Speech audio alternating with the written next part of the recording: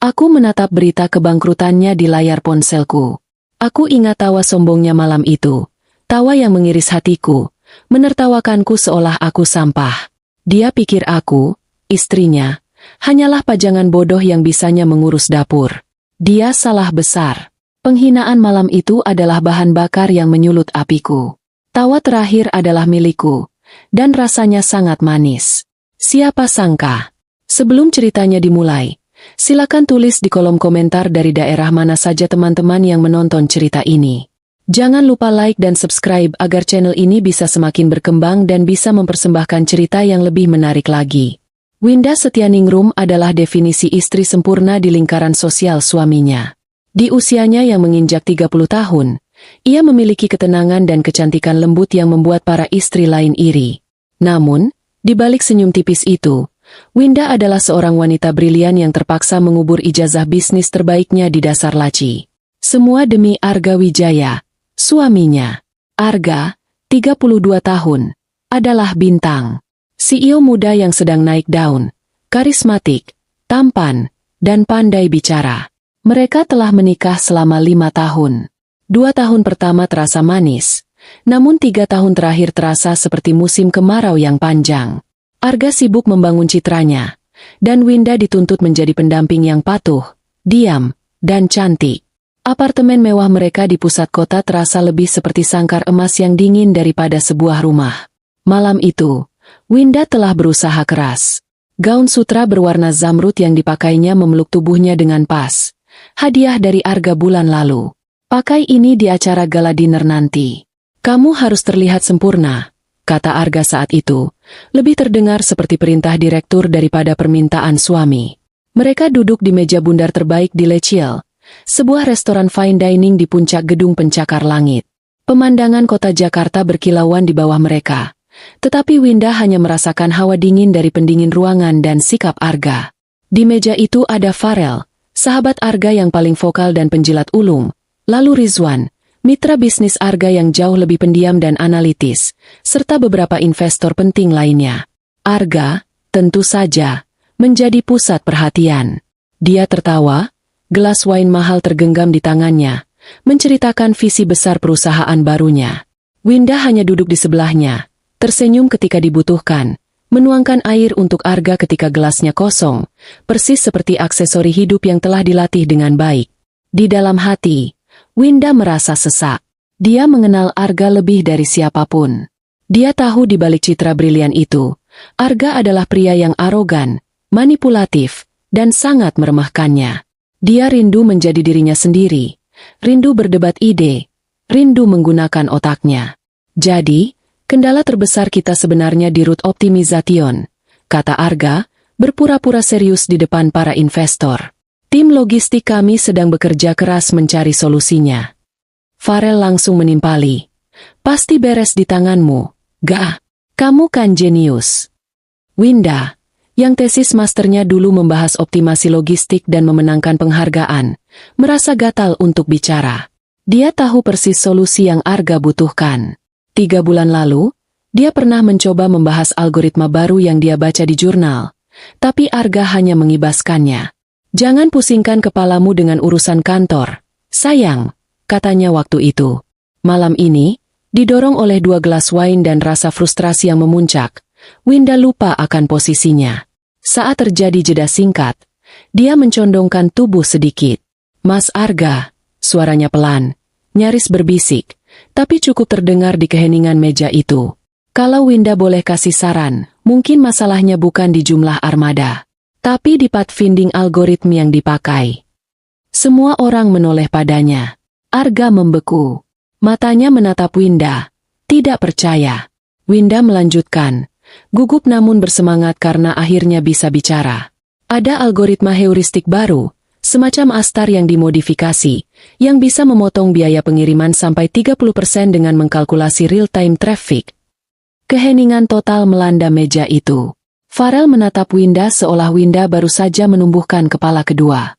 Rizwan, si pendiam, menundukkan pandangannya, menatap piringnya dengan saksama. Para investor tampak bingung, tidak yakin bagaimana harus bereaksi. Winda merasakan perubahan atmosfer. Dia menatap Arga. Wajah suaminya merah padam, bukan karena malu, tapi karena amarah yang ditahan. Bibirnya bergetar.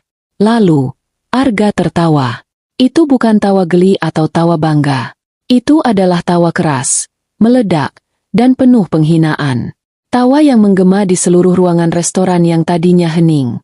Hahaha. Arga terbahak-bahak, memukul-mukul meja. Ya ampun, sayang, kamu lucu sekali. Farel, yang tadinya bingung, segera menangkap sinyal. Dia ikut tertawa, lebih kencang dari Arga. Lucu banget, Win. Algoritma apa tadi? Algoritma masak nasi. Winda merasa darahnya surut dari wajah.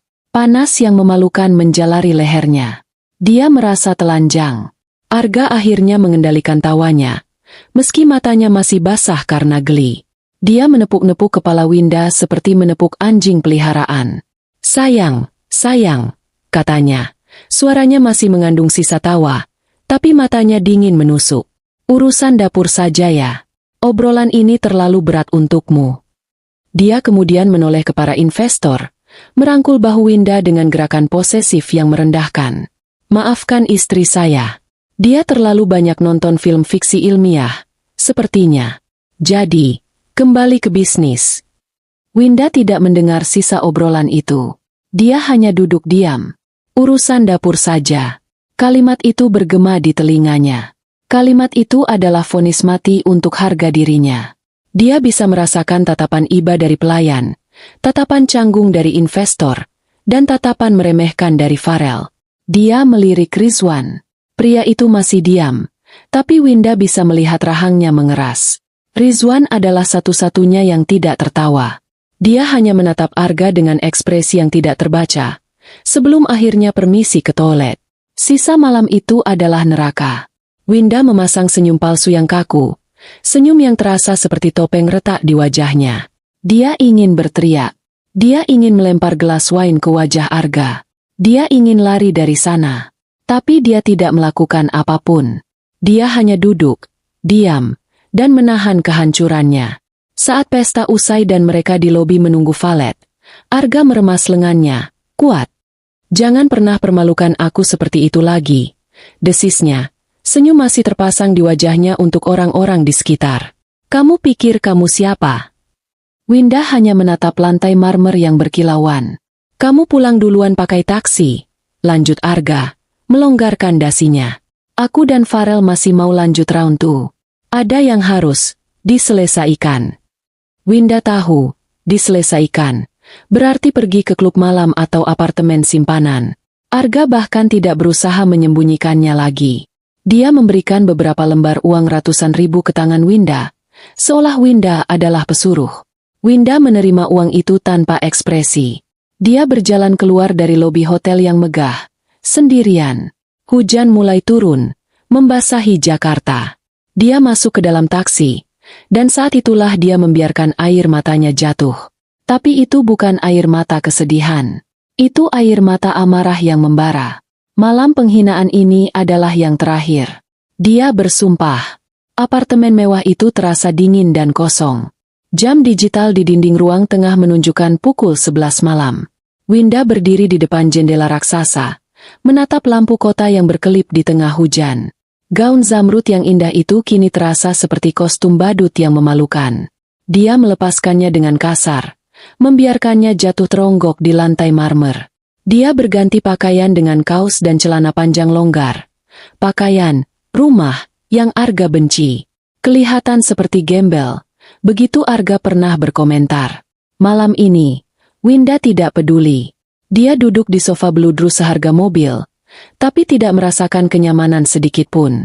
Penghinaan tadi masih terngiang jelas. Urusan dapur saja. Tawa Arga. Tawa Farel. Wajah canggung para investor. Wajah diam Rizwan. Winda mengepalkan tangannya. Dia telah mengorbankan segalanya untuk Arga. Karirnya. Ambisinya. Harga dirinya. Dia meyakinkan dirinya bahwa pengorbanan itu sepadan demi keutuhan rumah tangga. Demi cinta. Tapi cinta macam apa yang menuntutmu menjadi bodoh? Winda bangkit. Berjalan ke ruang kerja Arga. Ruangan itu rapi, maskulin, dengan rak buku besar yang lebih sering berfungsi sebagai latar belakang video call daripada sumber ilmu. Disinilah Arga membangun kerajaannya. Ponselnya bergetar di sakunya. Winda mengabaikannya. Pasti Arga yang mabuk dan butuh sesuatu. Pukul 12 malam. Arga belum pulang. Winda tidak terkejut. Ini sudah menjadi kebiasaan. Dia membuat teh kamomil hangat, mencoba menenangkan sarafnya yang tegang. Dia perlu berpikir jernih. Apa langkah selanjutnya? Menggugat cerai? Arga pasti akan menghancurkannya. Dia tidak punya apa-apa atas namanya sendiri. Arga terlalu pintar untuk itu. Ada perjanjian pranikah yang sangat merugikannya. Pukul 12:30. Winda mencoba memejamkan mata di kamar tidur mereka. Tapi bayangan Arga yang tertawa terus muncul. Dia merasa mual. Dia merasa bodoh. Bagaimana dia bisa membiarkan ini terjadi selama bertahun-tahun? Aku adalah wanita brilian. Batinnya, mencoba mengingatkan dirinya sendiri. Aku lulusan terbaik. Aku memenangkan kompetisi debat. Tapi suara Arga di kepalanya mengejeknya. Dan sekarang kamu hanya istri pengangguran yang mengurus dapur. Pukul 1:05. Winda menyerah untuk tidur. Dia duduk di tepi ranjang besar mereka. Ranjang yang terasa terlalu luas dan dingin. Tepat pukul 1 dini hari, ponselnya di meja nakas bergetar lagi. Kali ini bukan panggilan, tapi rentetan pesan. Dengan malas, Winda meraih ponsel itu. Dia mengira itu adalah Arga yang mengirim pesan mabuk atau mungkin salah satu temannya yang mengirimi gosip. Matanya menyipit saat melihat pengirimnya. Nomor tak dikenal. Dia membukanya. Ada 3 pesan baru. Pesan pertama. Winda, ini Rizwan. Alis Winda terangkat. Rizwan? Pria pendiam yang selalu menghindari kontak mata dengannya? Untuk apa dia mengirim pesan sepagi ini? Pesan kedua. Maafkan aku soal kejadian tadi malam di restoran. Kamu tidak pantas diperlakukan seperti itu. Arga dan Farel keterlaluan. Winda mendengus. Permintaan maaf yang terlambat. Tapi setidaknya, Rizwan punya sopan santun. Tidak seperti yang lain. Lalu dia membaca pesan ketiga, dan seluruh dunianya berhenti berputar. Pesan ketiga, tapi ini lebih dari sekadar permintaan maaf. Ada yang harus kamu tahu. Alasan Arga panik dan menertawakanmu saat kamu bicara soal algoritma adalah karena dia takut. Winda menahan napas. Takut. Pesan keempat masuk hampir bersamaan. Dia takut kamu sadar. Ide, ekspansi pasar digital, yang dia presentasikan malam ini. Ide yang dia sebut, visinya. Itu bukan idenya. Jantung Winda berdebar kencang, begitu keras hingga dia bisa mendengarnya di keheningan kamar. Pesan kelima. Itu idemu, Winda. Winda membeku. Tangannya gemetar. Dia ingat. Tentu saja dia ingat. 3 bulan lalu, saat mereka sarapan di hari Minggu yang langka, Winda bercerita dengan antusias tentang analisis pasar digital yang dia buat untuk mengisi waktu luangnya. Dia menyusun proposal setebal 20 halaman, lengkap dengan analisis SWOT, proyeksi keuangan, dan strategi implementasi, termasuk algoritma optimasi logistik itu. Arga mendengarkan sambil mengangguk-angguk. Matanya terpaku pada tabletnya. Bagus. Sayang. Ide bagus. Katanya waktu itu. Terdengar bosan. Winda mengira Arga hanya mengabaikannya seperti biasa. Pesan ke-6 datang. Aku ada di sana saat kamu cerita padanya di ruang makan. Aku waktu itu mampir mau ambil dokumen. Arga pikir kamu hanya istri yang sedang bermain bisnis. Tapi setelah kamu pergi, dia mengambil proposalmu di meja kerjamu. Winda merasakan gelombang rasa mual yang hebat. Proposal itu. Dia pikir proposal itu hilang saat asisten rumah tangga mereka bersih-bersih. Pesan ke-7. Dia mengambil seluruh idemu. Dia mempresentasikannya ke aku dan investor seolah itu murni idenya. Dia menertawakanmu soal urusan dapur. Padahal, dapur, itu yang memberinya seluruh proyek ini. Napas Winda tercekat. Penghinaan tadi malam sekarang terasa 100 kali lebih menyakitkan. Arga tidak hanya meremehkannya. Dia secara aktif mencuri darinya, lalu menginjak-injaknya dengan hasil curian itu. Saat Winda mengira sudah tidak bisa lebih buruk lagi, pesan ke-8, pesan terakhir, muncul. Satu hal lagi, Ini yang paling penting. Hati-hati.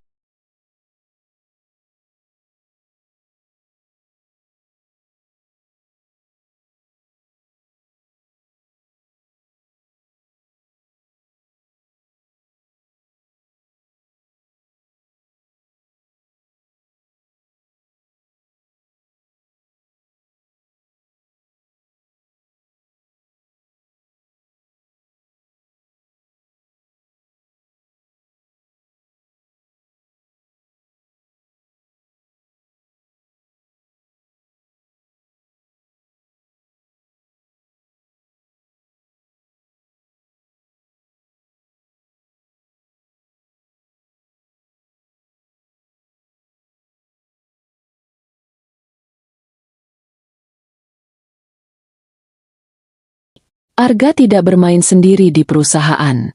Laporan keuangan yang dia tunjukkan ke investor itu palsu. Dananya dialihkan. Orang yang membantunya memanipulasi buku adalah Salsabila, dari divisi keuangan. Jeda 1 detik. Mereka lebih dari sekadar rekan kerja. Winda, aku punya buktinya. Arga mengkhianatimu dalam segala hal. Ponsel itu terlepas dari genggaman Winda, jatuh ke karpet tebal tanpa suara. Salsabila. Salsabila Anjani. Wanita muda cantik, ambisius, yang selalu menatap Arga dengan tatapan memuja di setiap acara kantor. Wanita yang Winda curigai, tapi selalu ditepis oleh Arga sebagai rekan kerja profesional. Penghinaan, pencurian ide, perselingkuhan. 3 paku yang ditancapkan Arga tepat di jantung Winda malam itu. Winda menatap dinding di depannya. Matanya kosong.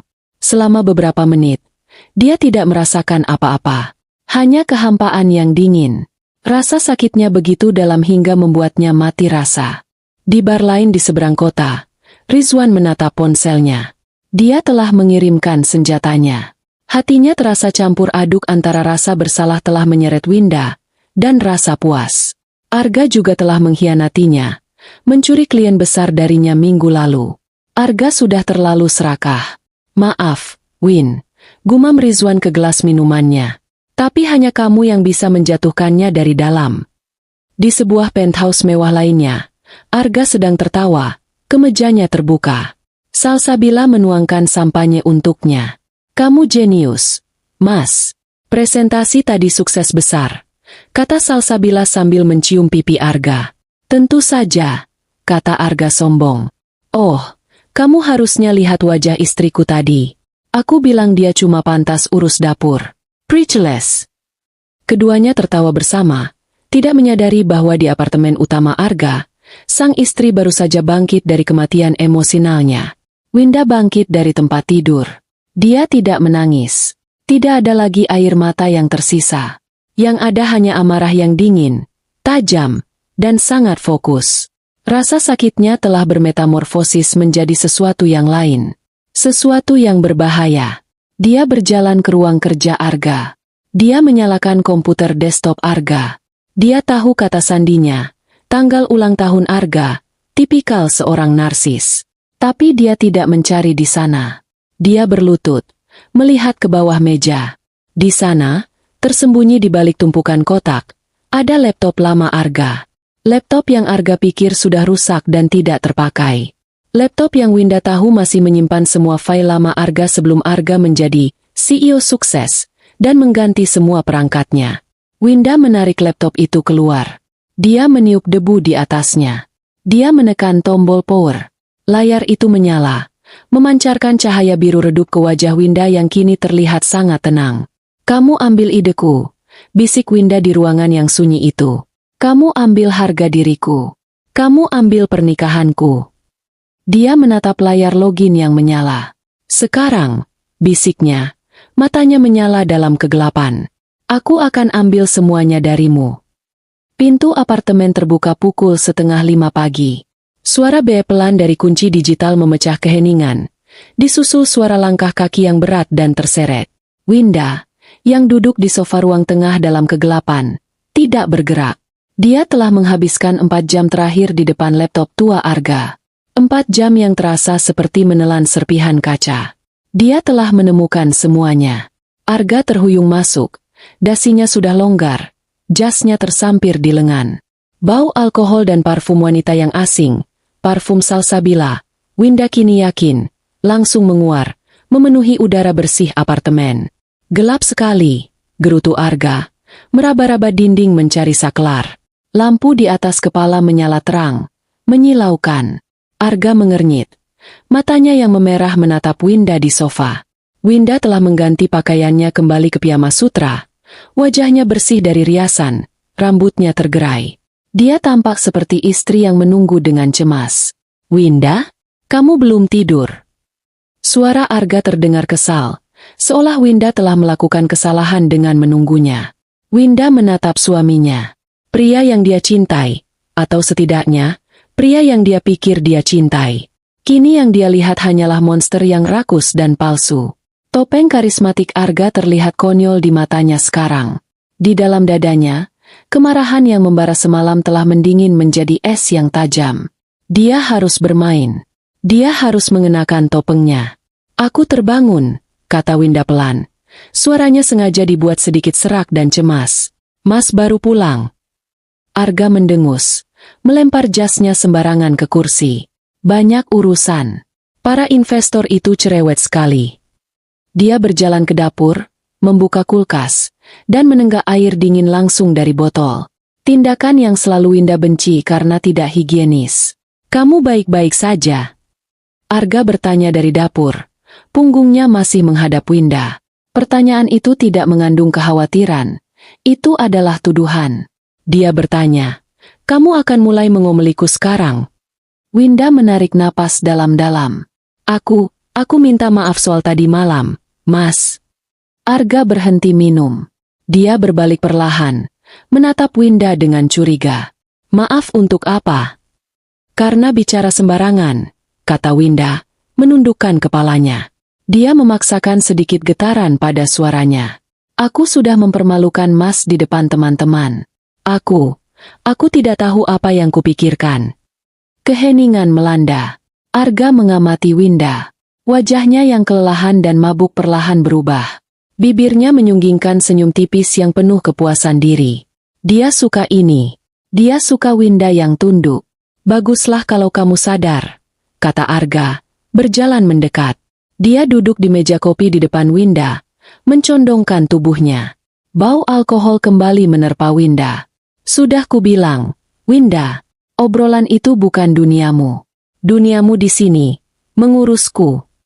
Winda merasakan kuku jarinya menancap di telapak tangannya sendiri. Dia ingin menjerit. "Aku tahu, Mas," bisiknya. "Tidak akan terulang lagi." Arga tertawa pelan. "Tentu saja tidak. Sudah, lupakan. Sekarang buatkan aku sarapan. Kepalaku pusing sekali. Dan ambilkan aspirin." Dia bangkit dan berjalan menuju kamar tidur, seolah tidak terjadi apa-apa. Seolah dia tidak baru saja pulang jam 5 pagi dengan bau wanita lain di tubuhnya setelah mencuri ide istrinya sendiri. Winda tetap duduk selama 1 menit penuh. Dia memejamkan mata, menstabilkan napasnya. Topeng itu terpasang dengan sempurna. "Aktingmu bagus sekali, Winda," batinnya getir. "Mungkin aku harusnya jadi aktris, bukan pebisnis." Dia bangkit. Dia pergi ke dapur, menyiapkan omelet mewah, sosis impor, dan kopi hitam pekat kesukaan Arga. Dia meletakkan 2 butir aspirin di piring kecil di samping cangkir. Dia melayani suaminya persis seperti yang diinginkannya, istri sempurna yang bodoh dan patuh. Arga keluar kamar mandi setengah jam kemudian, sudah segar setelah mandi. Dia makan sarapan yang disiapkan Winda dengan lahap. "Nanti malam aku ada acara lagi," katanya sambil mengunyah. "Tidak usah tunggu aku." "Iya, Mas. Dan Farel mungkin akan mampir nanti sore mengambil dokumen. Bersikaplah normal. Jangan canggung seperti tadi malam." "Iya, Mas." Arga menghabiskan kopinya. Dia bangkit, mengenakan jam tangan mewahnya. Dia menepuk pipi Winda. "Anak pintar. Jaga rumah." Dia tidak menciumnya. Dia tidak memeluknya.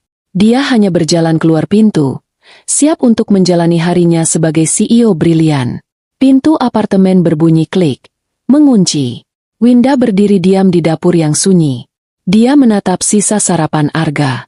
Lalu, dengan gerakan tenang, dia mengambil piring itu, berjalan ke tempat sampah, dan membuang sisa omelette itu ke dalamnya. Dia kembali ke ruang kerja Arga. Laptop tua itu masih menyala di lantai. Pagi ini, sebelum Arga bangun, Winda telah menemukan folder yang terkunci. Kata sandinya konyol, "Winda bodoh." 3 kali percobaan, dan dia berhasil masuk. Hatinya hancur berkeping-keping. Di dalamnya ada proposal 20 halamannya. File Word. Dia membukanya. Persis seperti yang dia tulis. Lalu dia membuka file lain di folder yang sama. File PowerPoint. Judulnya, Visi Baru, Ekspansi Pasar Digital. Itu adalah proposalnya. Diubah sedikit, ditambahi grafik-grafik mencolok, dan di halaman sampul, tertulis besar-besar, oleh Arga Wijaya. Dia bahkan tidak berusaha keras untuk menyembunyikannya. Dia begitu meremehkan Winda. Dia pikir Winda tidak akan pernah bisa menemukannya. Tapi yang lebih buruk adalah folder lain di dalam direktori yang sama.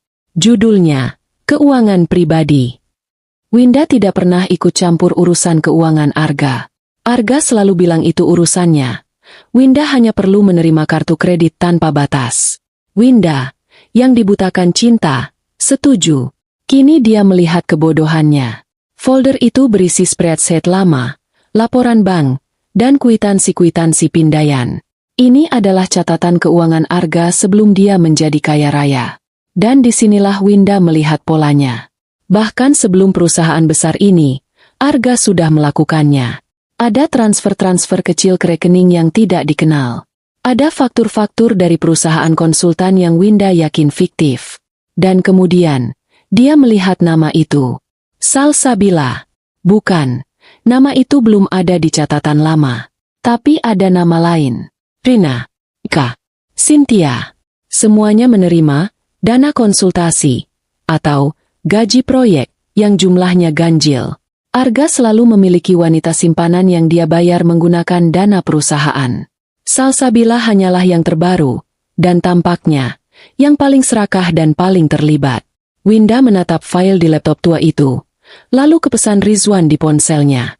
Pesan Rizwan menyebutkan Salsabila memanipulasi buku saat ini. Laptop tua ini adalah buktinya. Ini adalah pola perilaku. Ini bukan kesalahan. Ini adalah karakter. Winda menghabiskan sisa pagi itu dengan metodis. Dia mengambil flash drive berkapasitas besar dari laci meja. Dia tidak bodoh. Dia tidak akan menyalin file begitu saja. Dia membuat image keseluruhan dari hard drive tua itu. Prosesnya memakan waktu 2 jam. 2 jam penuh ketegangan. Winda terus-menerus melirik jam. Takut Arga tiba-tiba kembali karena melupakan sesuatu. Selama proses penyalinan, dia duduk di lantai marmer yang dingin. Dia tidak lagi merasa marah. Dia tidak merasa sedih. Dia merasa seperti seorang ahli bedah yang sedang mempersiapkan operasi rumit. Ada tumor yang harus diangkat. Tumor itu adalah suaminya. Dia meneliti Salsabila Anjani secara daring. Instagram, Facebook. Akun Instagramnya diatur privat. Tapi foto profilnya menunjukkan seorang wanita muda dengan tas Hermes. Tas yang sama persis dengan yang Winda lihat di lemari Arga, yang Arga bilang adalah hadiah untuk klien. Winda tertawa. Tawa kering tanpa humor. Dia juga meneliti Rizwan. Rizwan Aditama. Lulusan ITB. Ahli teknologi. Dia adalah mitra awal Arga. Otaknya di balik infrastruktur teknis perusahaan. Tapi di semua foto publikasi perusahaan, Rizwan selalu di belakang, sementara Arga yang tersenyum di depan. Rizwan adalah otak, Arga adalah wajah. Dan sepertinya, wajah itu telah memutuskan untuk mengambil semua keuntungan. Winda sekarang mengerti mengapa Rizwan mengiriminya pesan. Rizwan tidak melakukannya karena kasihan pada Winda. Rizwan melakukannya karena Arga pasti juga telah mengkhianatinya. Musuh dari musuhku adalah temanku, pikir Winda. Pukul 2 siang. File image selesai disalin. Winda menyimpan flash drive itu di tempat yang Arga tidak akan pernah temukan. Di dalam kotak pembalut lamanya di lemari kamar mandi tamu. Dia mengembalikan laptop tua itu ke bawah meja, menatanya persis seperti semula, lengkap dengan debu palsu yang dia taburkan sedikit di atasnya. Dia membersihkan ruang kerja, menyemprot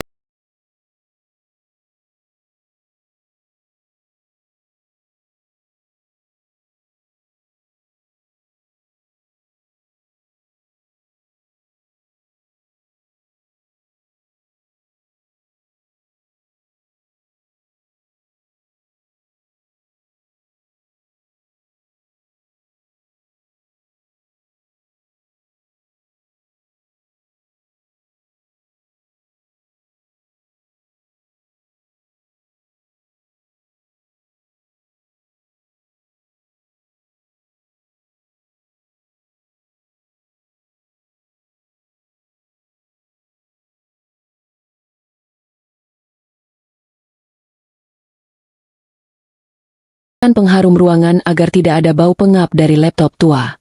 Dia kembali ke dapur. Dia melihat omelette di tempat sampah. Dia perlu membuang sampah ini sebelum Arga atau asisten rumah tangga datang. Saat dia mengikat kantong sampah, dia melihat bayangannya di pintu kulkas stainless steel yang mengkilap. Wajah istri yang patuh. Topeng itu masih terpasang dengan sempurna. Winda tahu dia tidak bisa menghubungi Rizwan menggunakan ponselnya. Arga, dalam kecurigaannya yang narsistik, mungkin telah memasang sesuatu di ponselnya. Atau, setidaknya, dia bisa memeriksa tagihan teleponnya. Itu risiko yang tidak bisa Winda ambil. Setelah Farel datang dan pergi sore itu, mengambil dokumen dari Winda dengan sikap canggung, jelas masih mengingat kebodohan Winda tadi malam, Winda segera bertindak. Dia pergi ke minimarket di lobi apartemen, membeli sebotol air mineral dan kartu SIM prabayar baru.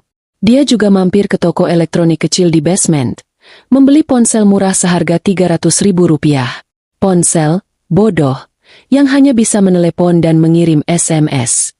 Kembali di apartemen, dia mengunci diri di kamar mandi tamu. Dia memasukkan kartu SIM baru ke ponsel baru. Jaringan menyala. Tangannya sedikit gemetar saat mengetik nomor Rizwan, yang dia hafal dari pesan semalam. Dia mengetik SMS, bukan telepon. Lebih tidak mencolok. Ini Winda. Terima kasih atas informasimu. Kita perlu bicara. Tapi tidak di sini. Tidak di ponsel. Dia menekan, kirim. Jantungnya berdebar kencang. Ini adalah langkah pertamanya melintasi garis. Dari korban pasif menjadi pemain aktif. Selama 5 menit, tidak ada jawaban. Winda mulai berpikir dia salah perhitungan. Mungkin Rizwan takut. Mungkin dia hanya mengirim pesan itu karena mabuk dan sekarang menyesalinya. Lalu ponsel murah itu bergetar pelan di tangannya. Satu pesan baru dari Rizwan. Aku tahu tempat yang aman. Kafe kopi tua, di seberang stasiun kota. Jam 8 malam ini. Datang sendiri. Naik taksi. Jangan pakai mobilmu. Singkat, lugas, dan penuh kehati-hatian. Winda merasa sedikit lega. Rizwan jelas mengerti risikonya. Dia bukan amatir. Aku datang, balas Winda. Dia segera menghapus pesan masuk dan keluar itu. Dia mematikan ponsel baru itu, mengeluarkan kartu SIM-nya, dan menyembunyikan keduanya di tempat yang berbeda dari flash drive. Pukul 6 sore, dia mengirim pesan ke Arga di ponselnya yang resmi. Mas, aku izin keluar ya. Mau cari angin di mall. Kepalaku pusing dari kemarin. Jawaban Arga datang 30 menit kemudian. Ya, jangan beli yang aneh-aneh. Kartu kredit ada limitnya. Winda tersenyum dingin. Bagus, pikirnya. Teruslah remehkan aku. Dia berdandan sederhana. Jeans, blus katun, dan scarf untuk sedikit menutupi wajahnya. Dia tidak terlihat seperti istri CEO Arga Wijaya. Dia terlihat seperti wanita biasa yang lelah. Dia turun melalui lobi, memesan taksi online ke mall terdekat. Lalu dari mall itu, dia memesan taksi lain ke stasiun kota. Dia memastikan dia tidak diikuti. Kafe kopi tua adalah tempat yang sempurna. Tua, remang-remang, berbau tembakau dan kopi gosong. Tempat itu dipenuhi mahasiswa dan pekerja kantoran yang lelah. Tidak ada yang peduli satu sama lain. Jauh dari lingkaran sosial Arga yang gemerlap. Rizwan sudah ada di sana. Duduk di sudut paling gelap, di balik pilar. Dia mengenakan hoodie dan topi, wajahnya hampir tidak terlihat. Winda duduk di depannya. Mereka tidak memesan apapun. Kamu berani juga datang, kata Rizwan pelan. Suaranya rendah. Matanya mengamati Winda, seolah menilai. Kamu yang memulainya, balas Winda. Suaranya sama tenangnya. Kenapa kamu lakukan ini, Rizwan? Apa maumu? Winda tidak mau basa-basi. Dia perlu tahu motif pria ini. Rizwan menghela napas panjang. Dia mengaduk-aduk sedotan di gelas es teh yang bahkan belum dia minum. Apa kamu pikir aku melakukannya karena aku pahlawan? Desahnya. Tidak. Winda, aku bukan orang baik. Dia akhirnya mengangkat kepalanya. Dan Winda melihat kelelahan dan kemarahan yang sama di matanya seperti yang Winda rasakan. Arga itu parasit, kata Rizwan. Nadanya pahit. Aku yang membangun platform teknis perusahaan dari nol. Aku yang begadang berhari-hari memperbaiki bug. Dan apa yang kudapat? Dia mengambil semua pujian. Dia memberiku jabatan, CTO, dengan gaji besar. Tapi semua keputusan besar, semua ekuitas, semua dipegang dia. Rizwan mencondongkan tubuhnya. Minggu lalu, desisnya, dia menjual sebagian kecil saham perusahaan ke investor baru. Investor yang aku bawa.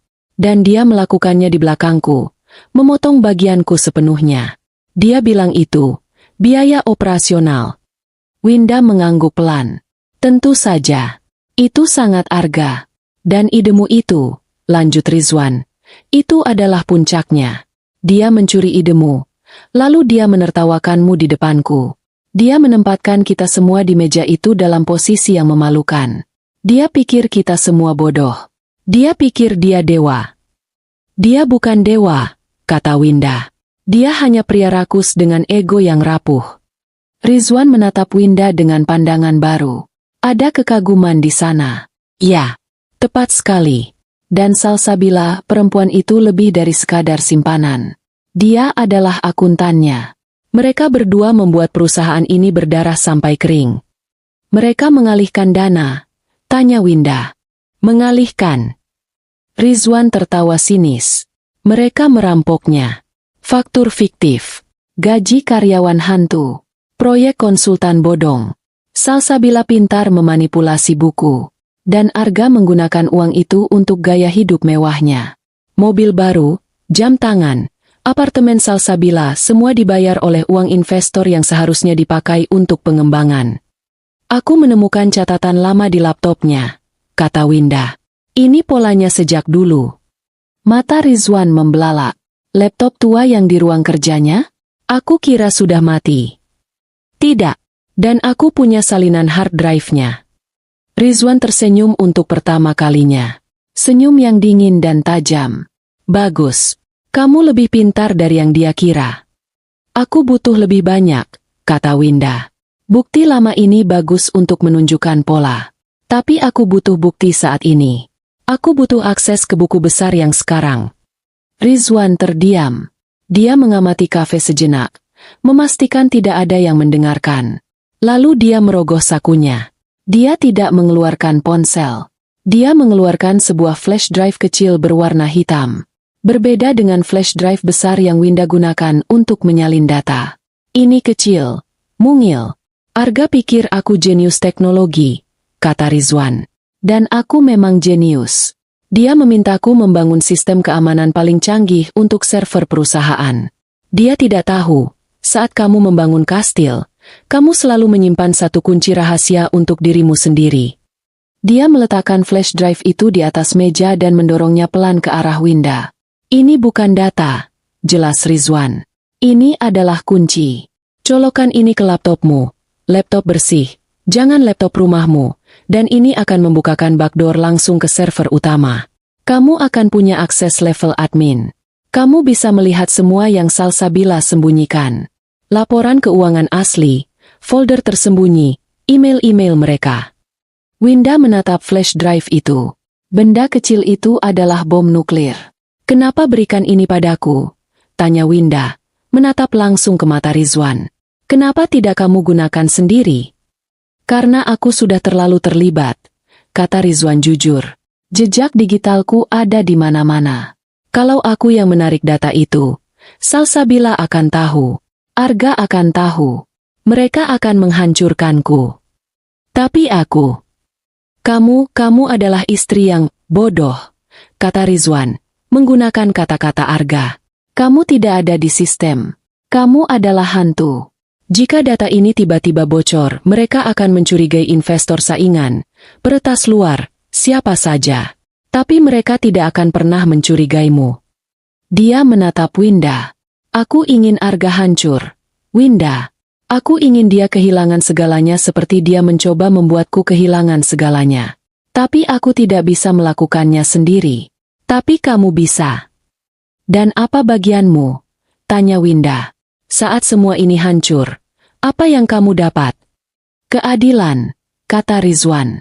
Lalu dia tersenyum lagi. Dan saat Arga dipenjara dan perusahaannya dirombak, Dewan Direksi akan butuh seseorang yang mengerti sistem untuk mengambil alih. Seseorang yang berpura-pura menyelamatkan perusahaan dari kehancuran. Winda mengerti. Rizwan tidak hanya ingin balas dendam. Dia ingin mengambil alih tahta. Aku tidak peduli dengan perusahaannya, kata Winda. Tangannya menutup flash drive itu. Aku hanya ingin dia membayar atas apa yang dia lakukan padaku. Kalau begitu, kita punya kesepakatan, kata Rizwan. Winda menggenggam flash drive itu erat. Bagaimana dengan Salsabila? Dia target pertamamu, kata Rizwan. Dia adalah perisai uang Arga. Lumpuhkan dia, maka Arga akan panik. Di dalam drive itu, cari folder bernama proyeksi cadangan. Itu bukan proyeksi. Itu adalah buku besar bayangan mereka. Semua ada di sana. Gunakan itu. Winda mengangguk. Dia memasukkan flash drive itu ke dalam sakunya. Hati-hati, Winda, kata Rizwan. Nadanya kini serius. Mereka mungkin meremehkanmu, tapi mereka kejam. Jika mereka tahu. Mereka tidak akan tahu, potong Winda. Matanya sedingin es. Dia bangkit. Terima kasih atas kopinya. Dia berjalan keluar dari kafe remang-remang itu, kembali ke malam Jakarta yang ramai. Di dalam taksi dalam perjalanan pulang, dia tidak mengganti kartu SIM-nya. Dia tahu dia harus membeli laptop bersih baru besok. Dia merencanakan langkah selanjutnya. Target pertama, Salsabila Anjani. Dia akan menjatuhkan wanita itu lebih dulu. Keesokan paginya, Winda tidak membuang waktu. Pukul 10 pagi, dia sudah berada di sebuah mal di pinggir kota, tempat yang kecil kemungkinannya dia akan bertemu dengan kolega Arga. Dia menarik sejumlah besar uang tunai dari ATM pribadinya. Sisa-sisa tabungan yang dia miliki sebelum menikah, yang Arga tidak ketahui. Dia masuk ke sebuah toko elektronik besar.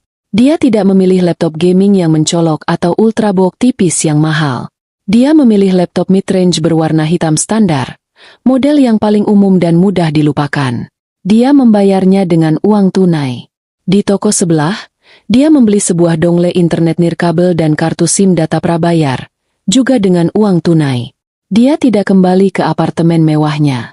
Sebaliknya, dia naik taksi ke daerah stasiun lain, di mana berderet hotel-hotel transit murah. Dia membayar untuk 6 jam di sebuah kamar kecil yang berbau disinfektan dan pengap. Tempat itu sempurna. Tidak ada yang akan mencarinya di sini. Winda mengunci pintu kamar hotel, menutup tirai tipisnya, dan duduk di meja kayu yang sudah terkelupas catnya. Selama 1 jam, dia mengatur laptop barunya. Dia tidak menggunakan nama aslinya, tidak menggunakan email pribadinya. Dia menciptakan identitas hantu. Lalu, tibalah saatnya. Tangannya sedikit gemetar saat dia mengeluarkan 2 benda kecil dari dompetnya. Flash drive hitam pemberian Rizwan dan flash drive perak miliknya yang berisi salinan laptop tua Arga. Dia menarik napas panjang. Dia mencolokkan dongle internet. Lalu, dia mencolokkan flash drive hitam milik Rizwan. Layar laptop berkedip. Sebuah jendela prompt sederhana muncul, memintanya memasukkan kata sandi. Rizwan sudah memberitahunya lewat SMS di ponsel murah itu tadi pagi, sebuah kata sandi yang ironis. Arga terbaik. Winda mengetiknya dengan rasa muak. Layar kembali berkedip. Lalu sebuah antarmuka yang terlihat seperti direktori file kuno muncul. Dia ada di dalam. Dia telah melewati firewall perusahaan. Dia kini berada di belakang layar panggung megah yang dibangun Arga. Jantungnya berdebar kencang. Dia bukan peretas, tapi Rizwan telah membuat alatnya begitu mudah digunakan. Dia mengikuti instruksi Rizwan, menavigasi ke direktori tersembunyi. Dia menemukannya. Folder bernama Proyeksi Cadangan. Dia membukanya, dan rasa mual menghantamnya. Itu bukan proyeksi. Itu adalah buku besar yang sesungguhnya. Buku besar bayangan tempat Arga dan Salsabila memainkan uang perusahaan seperti kasino pribadi. Winda melihat semuanya. Spreadsheet itu rapi sekali. Di satu kolom ada pengeluaran resmi yang dilaporkan ke dewan. Di kolom sebelahnya ada pengeluaran nyata. Dia melihat nama-nama perusahaan konsultan fiktif. PT Bintang Kejora Konsultasi, CV, Visi Cemerlang. Puluhan juta rupiah mengalir ke rekening perusahaan cangkang ini setiap bulan. Dia melihat daftar gaji. Ada belasan karyawan hantu. Nama-nama yang tidak pernah Winda dengar di acara perusahaan, menerima gaji di atas rata-rata. Winda memeriksa nomor rekening tujuan gaji itu. Semuanya berbeda, tapi setelah ditelusuri lebih jauh, menggunakan alat pencarian yang Rizwan sertakan di drive itu, semua rekening itu mengalir ke satu rekening utama di luar negeri. Rekening atas nama Salsabila Anjani. Dia melihat folder, biaya representasi CEO. Hati Winda terasa seperti diremas. Di sanalah bukti perselingkuhan itu berada, ditulis dalam angka-angka yang dingin. Ada tagihan kartu kredit perusahaan yang digunakan untuk perhiasan mahal, bukan untuknya. Ada kwitansi pindaian untuk makan malam romantis di restoran mewah. Pada malam-malam Arga bilang dia lembur bersama tim. Dan yang paling menyakitkan, sebuah file PDF berjudul DP Apartemen Sentra. Itu adalah bukti transfer uang muka untuk sebuah unit apartemen mewah di gedung yang berbeda. Sejumlah 1,5 miliar rupiah. Ditransfer dari PT Bintang Kejora Konsultasi ke rekening pengembang properti. Nama pembelinya Salsabila Anjani. Arga tidak hanya selingkuh. Dia membelikan simpanannya sebuah rumah baru, menggunakan uang yang sebagian dicuri dari ide Winda sendiri. Winda memejamkan mata sejenak. Rasa sakitnya begitu tajam, hampir membuatnya lupa bernapas. Tapi dia tidak menangis. Tidak lagi. Amarah yang dingin kembali mengambil alih. Dia membelikan perempuan itu rumah. Batin Winda.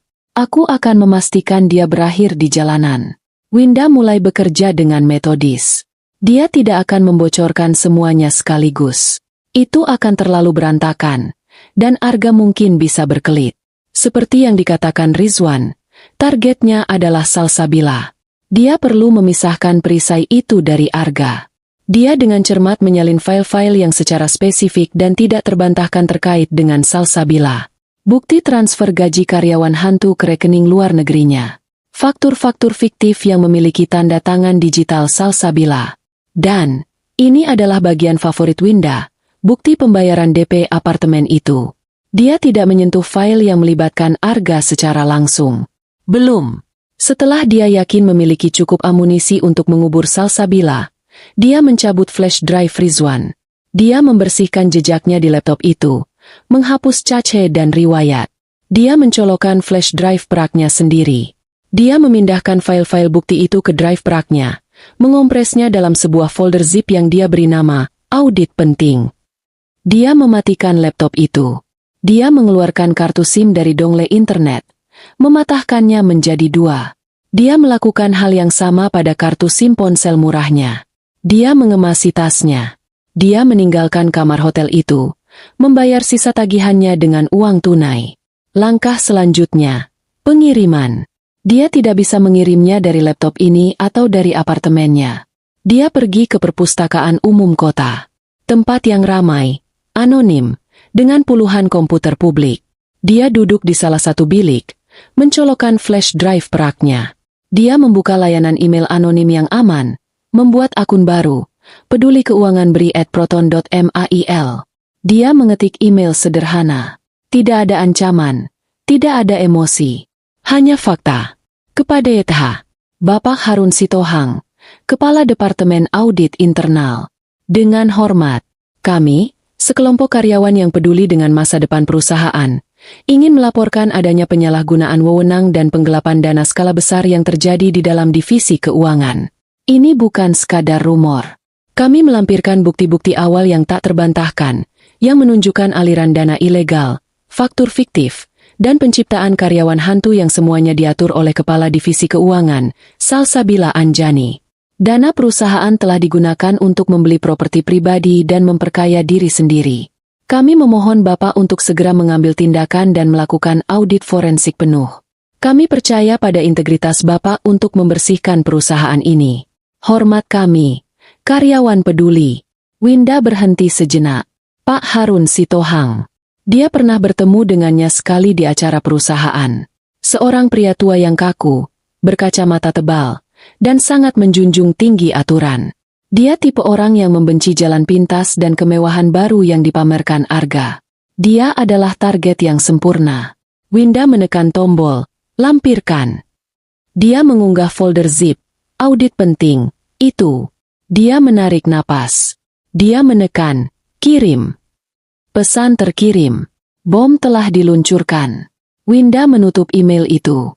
Dia mencabut flash drive-nya. Dia tidak langsung pergi. Dia duduk di sana, menghapus history browser, lalu menggunakan fitur Secure Erase untuk membersihkan jejak file zip itu dari komputer perpustakaan. Dia berjalan keluar dari perpustakaan, kembali ke terik matahari Jakarta. Dia membuang laptop baru itu. Ya, membuangnya utuh, di tempat sampah besar di belakang sebuah restoran cepat saji. Dia membuang dongle internet di tempat sampah yang berbeda. Dia pulang ke apartemen mewahnya dengan tangan kosong. Saat dia masuk, asisten rumah tangganya sedang membersihkan debu. Arga belum pulang. Nyonya baik-baik saja? Pucat sekali. Tanya asisten rumah tangga itu. Winda tersenyum. Topengnya kembali terpasang. Tidak apa-apa, Big. Hanya sedikit pusing. Saya mau istirahat. Winda masuk ke kamarnya. Dia berbaring di tempat tidur. Dia tidak merasa menang. Dia merasa lelah. Tapi dia juga merasa kuat. Untuk pertama kalinya setelah sekian lama, dia memegang kendali. Sekarang, dia hanya perlu menunggu. 2 hari kemudian, di lantai 20 gedung perkantoran yang sama, Pak Harun Sitohang sedang memijat pelipisnya. Pria berusia 58 tahun itu membenci 3 hal dalam hidup. Kopi instan, orang yang tidak disiplin, dan angka yang tidak seimbang. Pagi ini, dia menghadapi ketiganya. Email anonim itu masuk ke inboxnya kemarin lusa. Awalnya, dia mengira itu adalah drama kantor biasa. Keluhan karyawan yang iri. Dia sudah sering menerimanya. Tapi sesuatu tentang email itu, bahasanya yang formal dan bukti terstruktur, membuatnya membukanya. Dan dia tidak tidur selama 36 jam terakhir. Dia duduk di ruangannya yang kedap suara, dikelilingi oleh tumpukan kertas. Bukan kertas biasa. Ini adalah cetakan dari bukti-bukti di file zip itu. Sebagai kepala audit, dia memiliki akses penuh. Dia menghabiskan semalaman melakukan verifikasi silang. Email itu benar. Nomor faktur dari PT Bintang Kejora Konsultasi cocok dengan yang ada di sistem. Tapi rekening bank tujuannya itu bukan rekening vendor. Itu rekening pribadi. Nama-nama karyawan hantu itu. Mereka ada di sistem penggajian. Tapi tidak ada di data absensi. Tidak ada di direktori internal. Dan apartemen itu. Dia menelepon temannya di perusahaan properti tersebut pagi tadi, dengan alasan survei. Apartemen itu memang terdaftar atas nama Salsabila Anjani. Pak Harun merasa mual. Ini bukan lagi kebocoran kecil. Ini perampokan besar-besaran. Dan itu terjadi tepat di bawah hidungnya. Salsabila, wanita muda yang selalu tersenyum manis, yang dianggap Arga sebagai anak ajaib di bidang keuangan. Pak Harun tidak pernah menyukainya. Dia terlalu mencolok, terlalu cepat naik. Pak Harun tahu dia tidak bisa melaporkan ini ke Arga. Email itu menyiratkan Arga tidak tahu. Tapi insting Pak Harun mengatakan sebaliknya. Arga terlalu dekat dengan Salsabila. Jika Arga terlibat, ini akan menghancurkan perusahaan.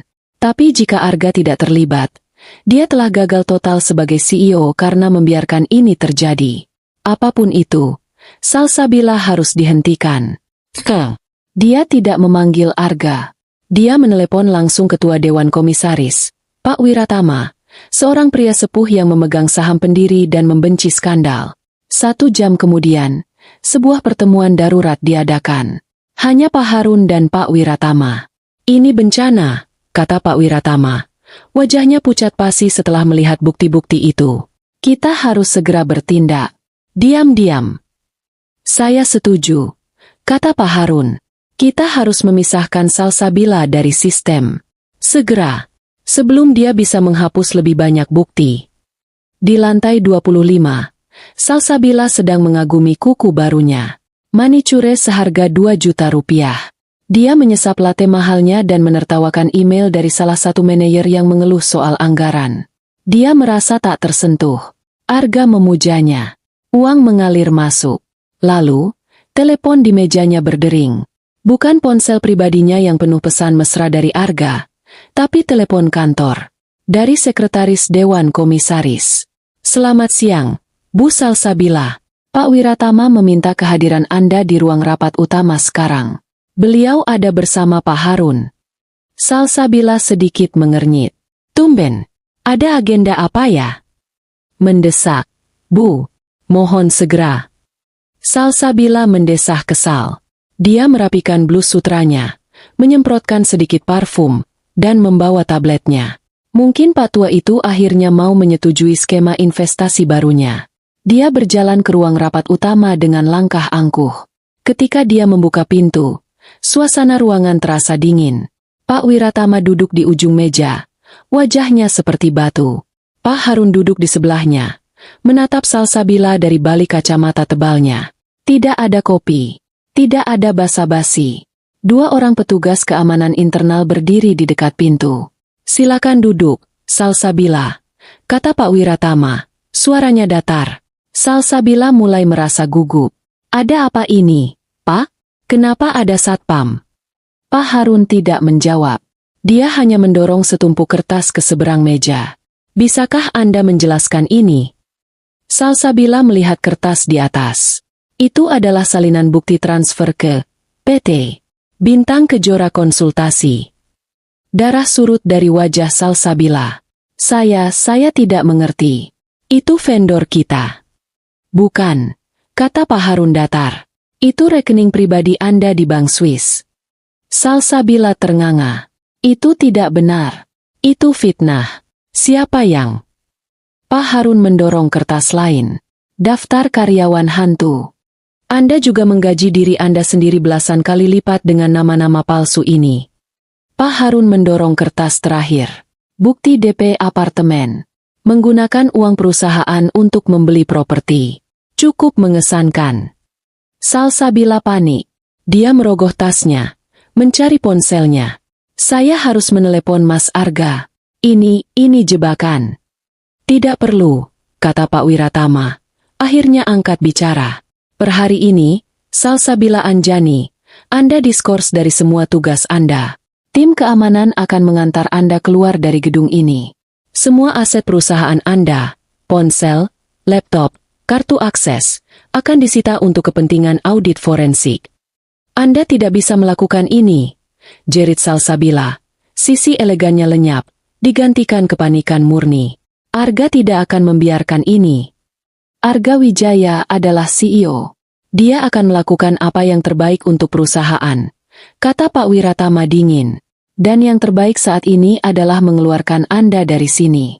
Sekarang. Petugas keamanan melangkah maju.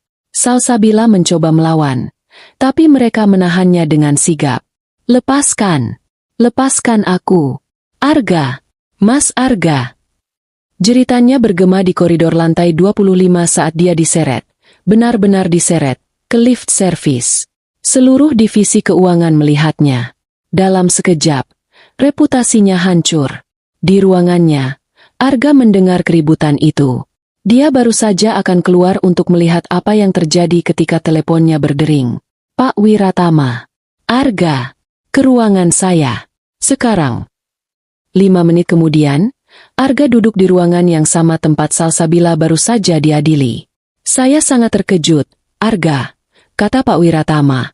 Nadanya sedingin es. Sangat kecewa. Kecewa kenapa, Pak? Tanya Arga, berusaha tenang.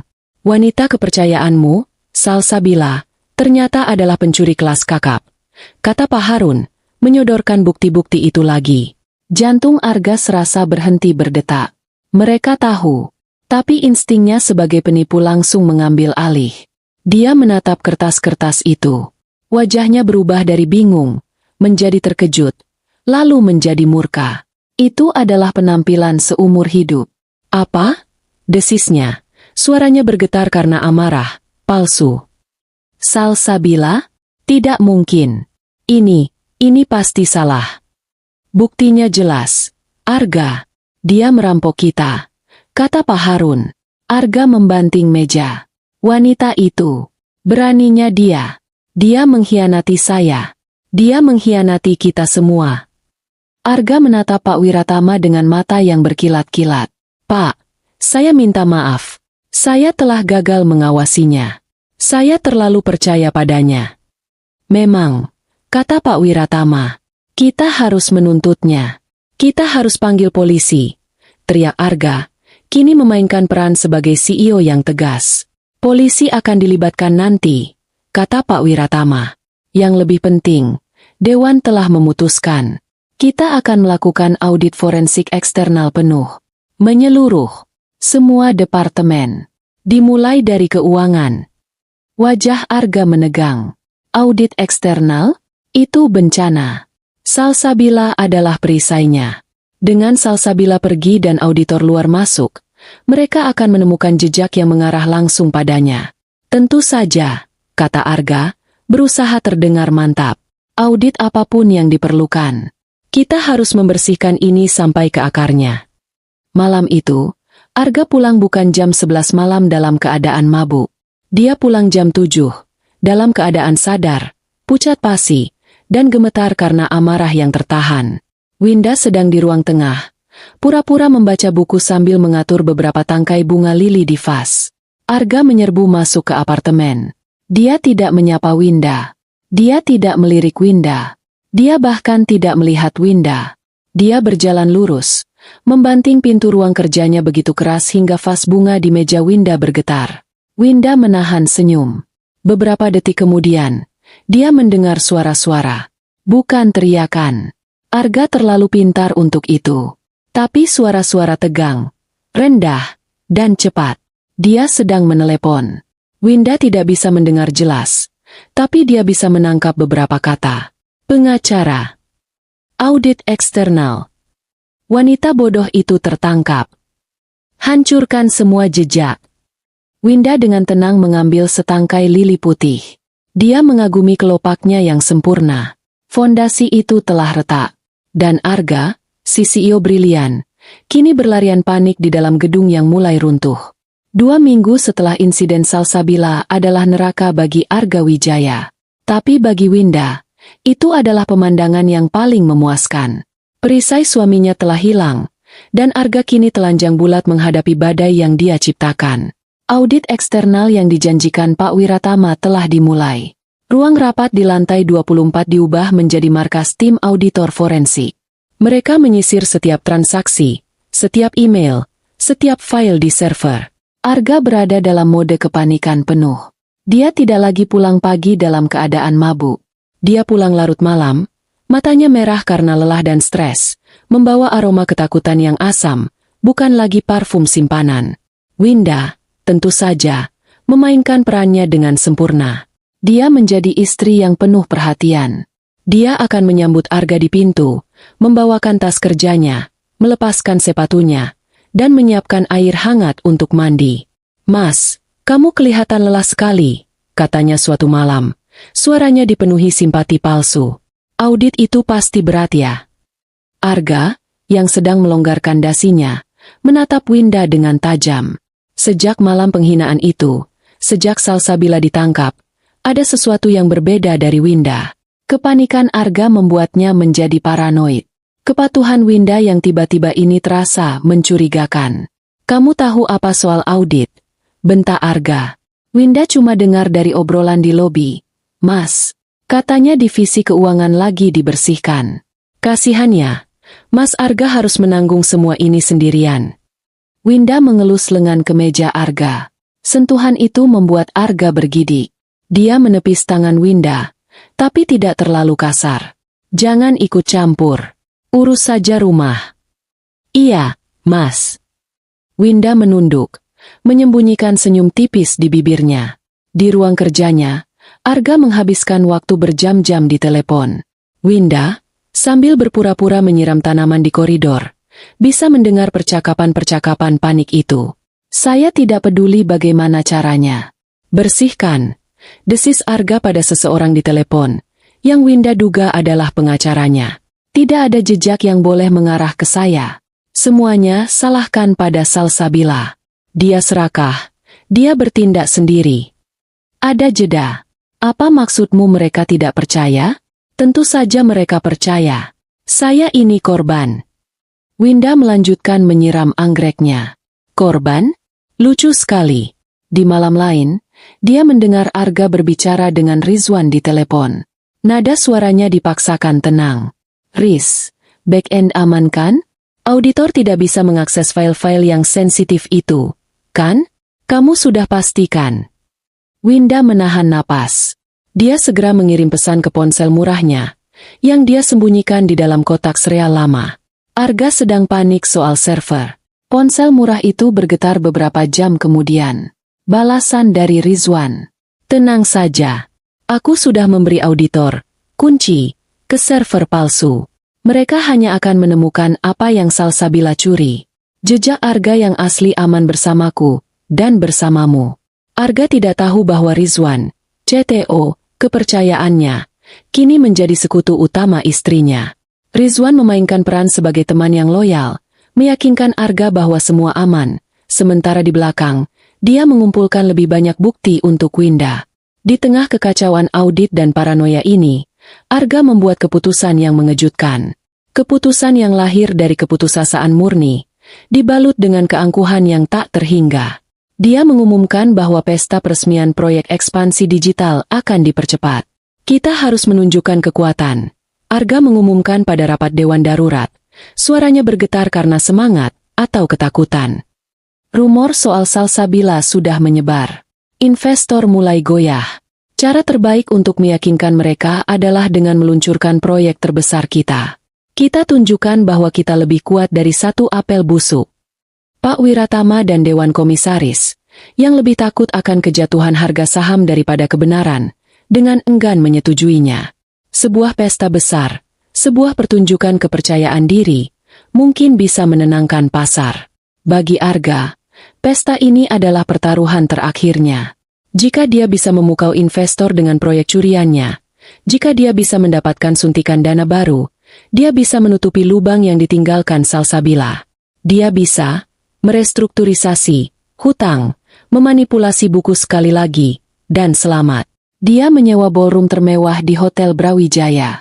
Dia mengundang semua orang, investor, media, mitra bisnis, dan tentu saja lingkaran sosialnya, termasuk Farel, yang masih setia menjilat. Win, kata Arga pada Winda 3 hari sebelum pesta, sambil mengikat tali sepatunya yang mahal. Pesta ini sangat penting. Ini adalah hidup dan matiku. Winda, yang sedang pura-pura membersihkan debu, menoleh. Tentu, Mas. Aku ingin kamu datang. Kamu harus ada di sisiku, lanjut Arga. Matanya menatap Winda, sebuah perintah terselubung. Kamu adalah istriku. Kamu harus terlihat sempurna.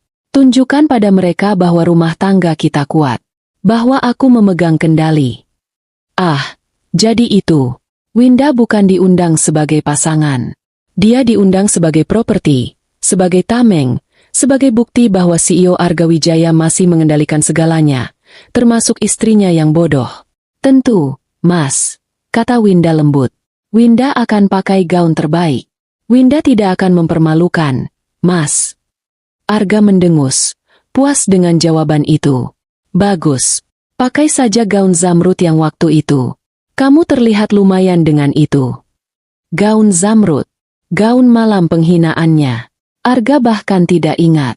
Malam pesta tiba. Ballroom Hotel Brawijaya disulap menjadi lautan kristal dan cahaya.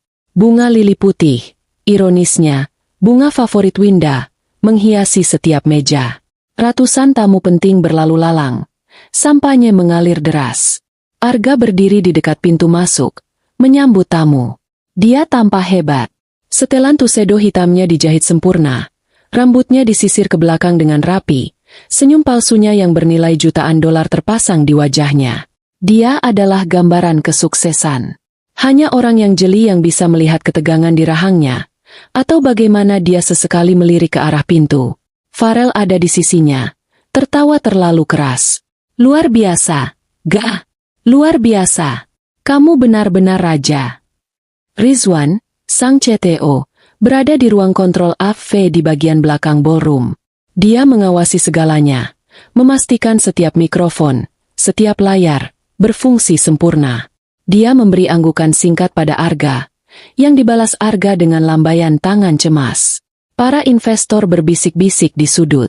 Bagaimana dengan audit itu? Apa benar Salsabila kabur dengan miliaran? Tapi lihat pesta ini. Arga tidak terlihat seperti orang yang sedang dalam masalah. Arga sedang sibuk berbincang dengan Pak Wiratama, meyakinkannya bahwa semuanya terkendali. Ketika pintu utama ballroom terbuka sekali lagi, waktu seakan berhenti. Semua obrolan terhenti. Semua kepala menoleh. Itu Winda. Dia tidak mengenakan gaun zamrud. Winda mengenakan gaun strapless berwarna merah darah. Gaun itu sederhana namun sangat kuat, memeluk lekuk tubuhnya dengan sempurna, memamerkan bahunya yang indah. Rambutnya, yang biasanya diikat cepol sederhana, ibu rumah tangga, kini ditata dalam gelombang lembut yang mewah, jatuh di punggungnya. Riasannya tajam dan tegas. Mata smoky dan lipstik merah menyala yang serasi dengan gaunnya. Dia mengenakan satu set perhiasan berlian dan rubi, perhiasan warisan ibunya, yang dia simpan di safe deposit box dan Arga tidak pernah tahu. Dia berjalan masuk, sendirian, tidak dengan langkah terburu-buru atau malu-malu seperti biasanya. Dia berjalan dengan langkah yang tenang, terukur, dan penuh kuasa. Punggungnya tegak lurus. Dagunya terangkat. Matanya tidak menatap lantai. Matanya menatap lurus ke depan. Dia bukan Winda si pengurus dapur. Dia adalah Winda Setianingrum, lulusan terbaik. Wanita yang hancur dan bangkit kembali sebagai badai. Farel yang pertama bereaksi. Mulutnya ternganga. Gelas sampahnya di tangannya hampir jatuh. Gah! Gah itu istrimu. Bisiknya. Matanya melotot. Arga membeku. Dia benar-benar membeku. Gelas di tangannya berhenti di tengah jalan menuju mulutnya. Senyumnya lenyap, digantikan oleh ekspresi kebingungan murni yang dengan cepat berubah menjadi kengerian. Dia tidak mengenali wanita ini. Wanita ini berbahaya. Wanita ini cantik sekali, dengan cara yang menakutkan. Dia memancarkan kepercayaan diri yang tidak pernah Arga tahu Winda miliki. Di belakang ballroom, Rizwan tersenyum. Soume, batinnya. Winda berjalan melintasi lautan tatapan. Dia tidak berhenti untuk menyapa siapapun. Dia berjalan lurus ke arah suaminya. Dia berhenti tepat di depan Arga. Para tamu di sekitar mereka mundur sedikit, merasakan ketegangan yang aneh. Selamat malam, Mas.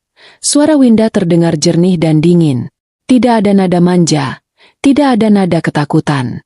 Hanya ada nada datar yang penuh kendali. Arga menelan ludah. Dia mencoba tersenyum, tapi hasilnya adalah seringai kaku. Winda, kamu datang. Tentu saja, kata Winda. Matanya menatap langsung ke mata Arga. Mas bilang ini malam yang penting. Hidup dan mati Mas, kan? Arga merasakan hawa dingin menjalari tulang punggungnya. Ini salah. Ini semua salah.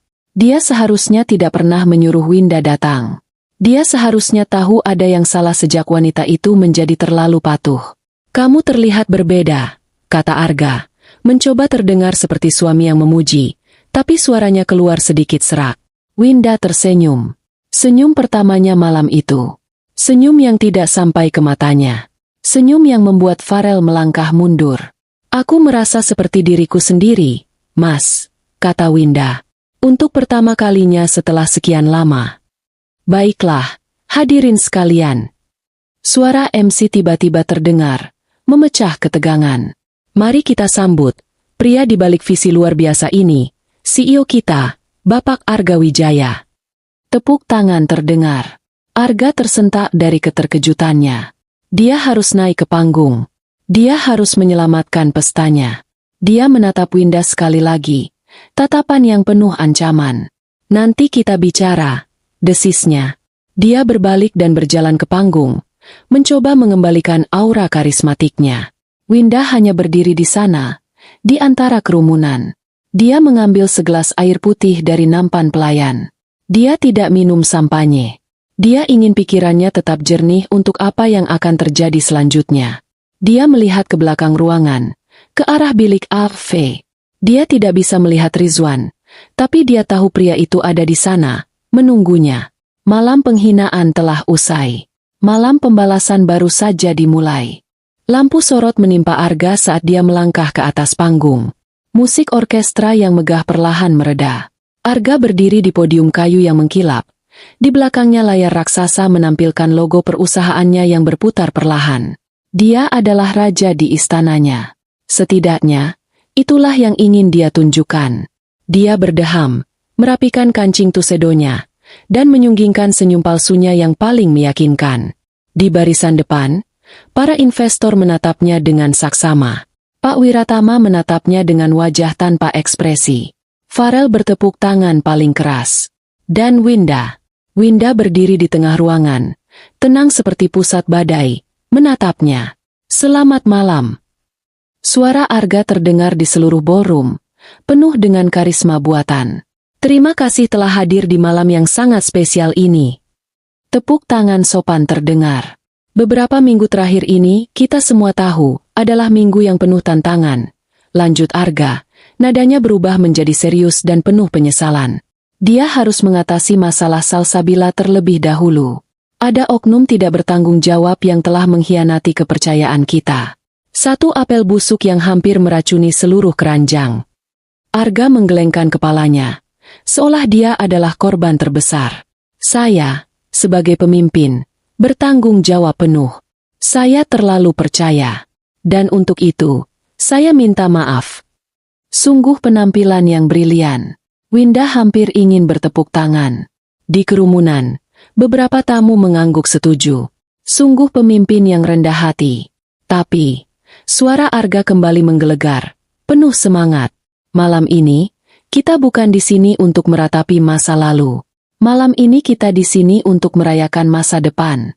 Masa depan yang akan mendefinisikan ulang industri ini. Layar di belakangnya berubah, menampilkan grafik-grafik yang mencolok. Malam ini, kata Arga, langkahnya berapi-api di atas panggung. Saya persembahkan visi ekspansi digital. Sebuah proyek yang lahir dari kerja keras, dedikasi, dan visi murni. Mata Arga berkeliling ruangan, dan tatapannya bertemu dengan Winda. Ada kilatan jahat di matanya, kilatan kemenangan. Lihat, idenya sekarang milikku. Dan kamu tidak bisa berbuat apa-apa. Winda hanya balas menatap. Teruslah bicara, Mas.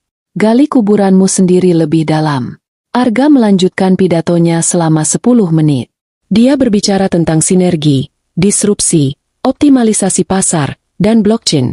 Kata-kata kunci yang dia hafal dari proposal Winda, meskipun dia tidak mengerti setengahnya. Para investor mulai terlihat terkesan. Pesta ini mungkin berhasil. Dan proyek ini, Arga mencapai puncaknya. Bukan hanya sekadar ide. Ini adalah kenyataan. Dan ini semua berkat kerja keras saya. Dia mengangkat tangannya, siap menerima tepuk tangan yang meriah. Dan pada saat itulah, Winda mulai bergerak. Dia tidak berlari. Dia tidak berteriak. Dia hanya berjalan dengan tenang dari tengah ruangan, menyusuri karpet merah menuju tangga kecil di sisi panggung. Beberapa petugas keamanan mencoba menghentikannya, tapi tatapan matanya yang dingin membuat mereka ragu. Arga, Winda memanggil. Suaranya tidak keras, tapi entah bagaimana terdengar di keheningan sebelum tepuk tangan dimulai. Arga menoleh, senyumnya membeku. Winda? Apa yang kamu lakukan? Turun. Mas, Winda sudah berada di tepi panggung. Bolehkah Winda bicara sebentar? Seluruh ruangan menahan napas. Ini tidak ada dalam naskah. Arga panik. Wajahnya memerah. Winda, ini bukan waktunya. Ini Aca. Hanya sebentar, potong Winda. Suaranya kini lebih keras, tapi masih sopan. Sebagai istrimu, aku hanya ingin bilang betapa bangganya aku padamu. Arga terjebak. Ratusan pasang mata menatap mereka. Jika dia mengusir istrinya sendiri dari panggung, dia akan terlihat seperti monster.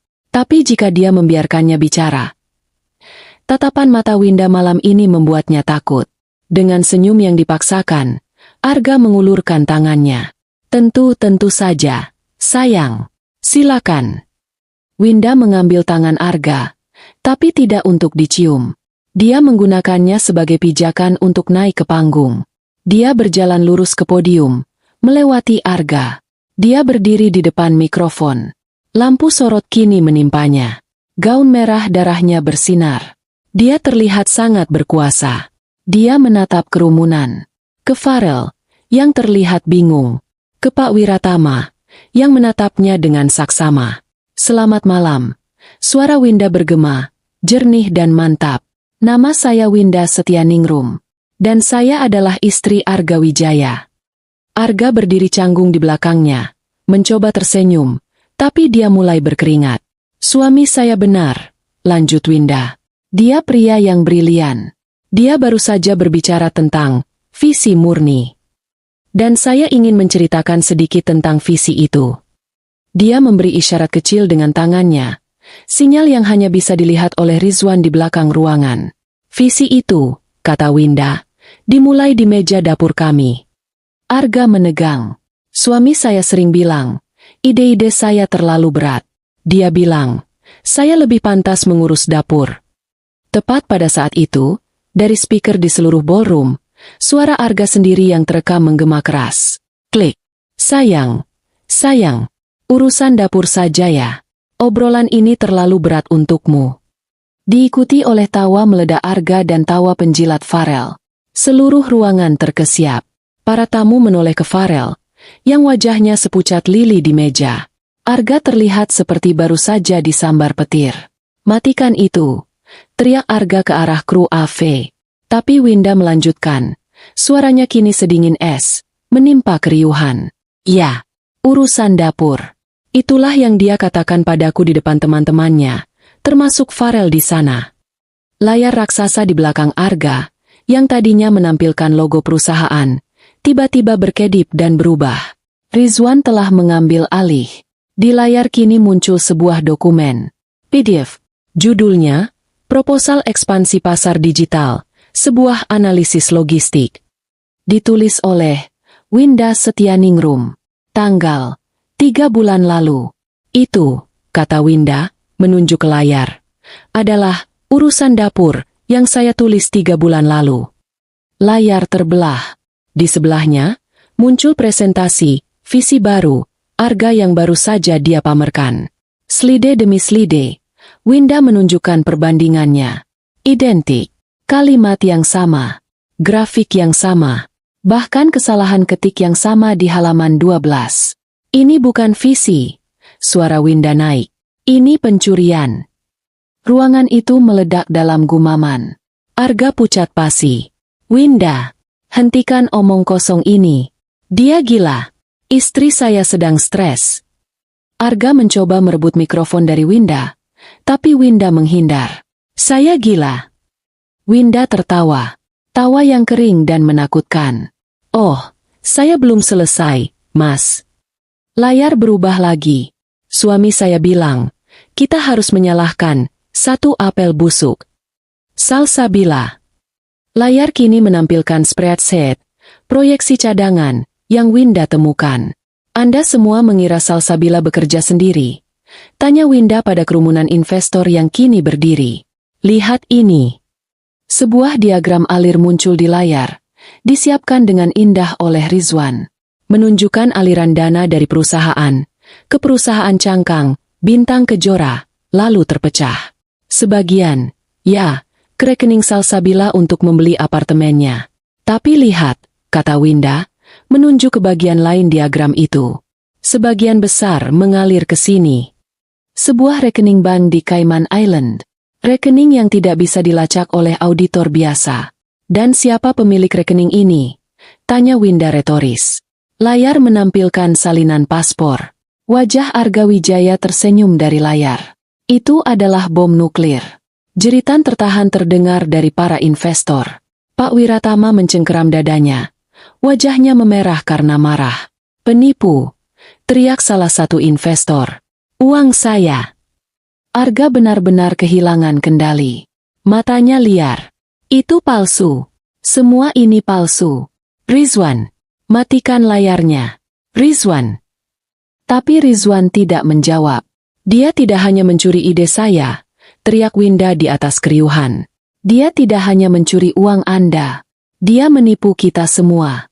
Dia berdiri di sini, berbicara tentang visi, sementara dia merampok kita semua untuk membiayai kebohongannya.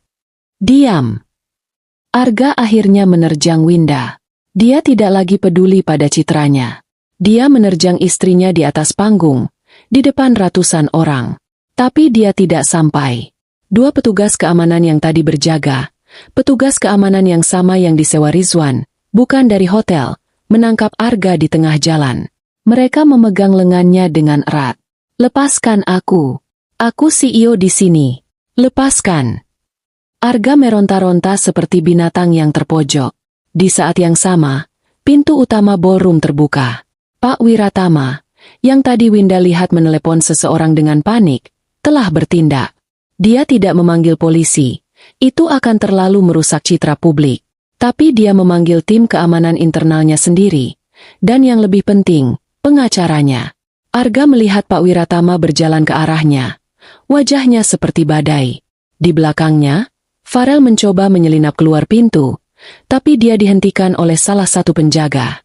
Arga tahu, ini sudah berakhir. Dia berhenti meronta.